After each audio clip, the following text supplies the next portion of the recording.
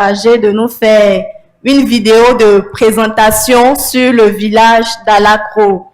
Alors la régie va nous faire voir cette vidéo ensemble. La régie.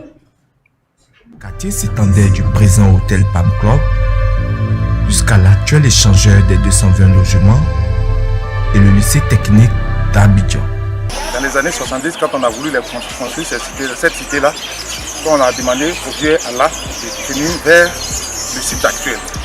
Il faut dire que le site d'Alakro de l'époque partait du Palm Club jusqu'à Washington, jusqu'à l'échangeur de Washington et était mitoyen au camp de la gendarmerie anglaise. Petit Ouaga de son nom à l'époque, le quartier était mitoyé à Agban, à l'hôtel Palm Club, le lycée technique et la fondation d'Onvoaï.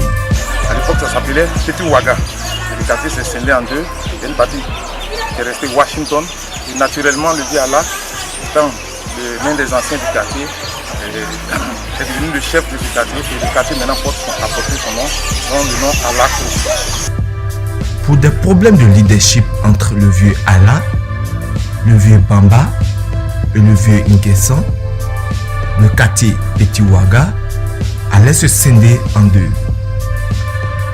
Alors les doyens décidèrent que le vieux Nda Allah soit leur chef du quartier qui allait devenir plus tard Alakro.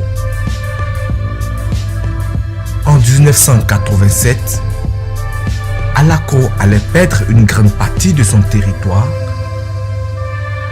dû au fait de la construction de l'autoroute qui alla de l'échangeur des 220 logements jusqu'à Williams-Civil. Le maire de Cocody, Asher Assou Arsène, invita alors les populations à descendre dans les bas-fonds. Le site actuel d'Alakro est mitoyé au bassin du Gourou, le camp de la gendarmerie d'Agban, le tribunal de commerce d'Abidjan et l'université virtuelle de Côte d'Ivoire, avec plus de 720 maisons pour la plupart en dur. Cette population est composée d'allogènes et d'autochtones. Nous avons deux mosquées. Il y a l'église juste à côté qui sert avec 3 classes, une c'est d'école primaire.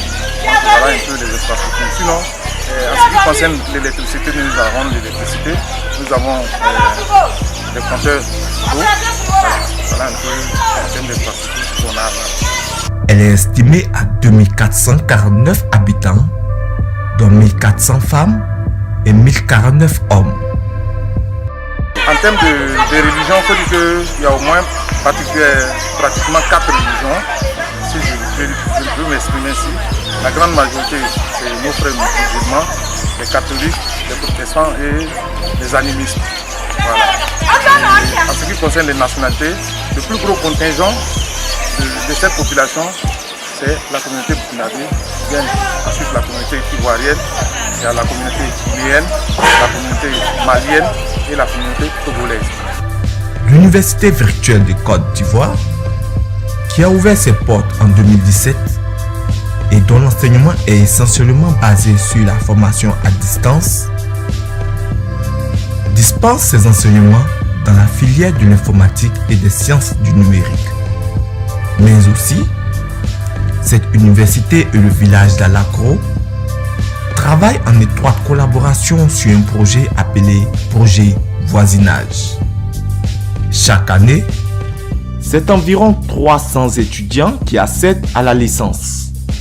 Pour la validation du semestre 6, l'Université virtuelle de Côte d'Ivoire a opté pour une mise en stage en entreprise à travers des projets collectifs tutorés. Le principe de ces projets collectifs tutorés est d'adresser un problème auquel est confrontée une entreprise, de formater ce problème d'entreprise en un problème école et de fractionner le problème en plusieurs pans. Au cours de l'année universitaire 2021-2022, ces étudiants de la licence 3 semestre 6 ont été donc amenés à travailler au profit des communautés émergeant les structures de l'Université virtuelle de Côte d'Ivoire. Le thème choisi pour cette année l'inclusion communautaire des structures de l'Université virtuelle de Côte d'Ivoire, cas du siège des 2 plateaux Cocody. Je voudrais remercier les responsables de l'Université virtuelle de Côte d'Ivoire qui, depuis son arrivée sur ce site-là, ne cesse d'apporter le développement à l'ACRO. Depuis son arrivée sur ce site-là, l'Université virtuelle a apporté vraiment une organisation particulière à nos commerçants qui étaient sur la voie. Grâce à l'université, ces femmes-là sont bien rangées avec vraiment des communautés. Aujourd'hui, nous sommes fiers et remercier les responsables de cette université-là. Le projet voisinage qu'on a actuellement, ma foi, va nous apporter. Et nous prions Dieu que l'université, vraiment, les responsables de cette université virtuelle de Côte d'Ivoire soient bénis et avancent.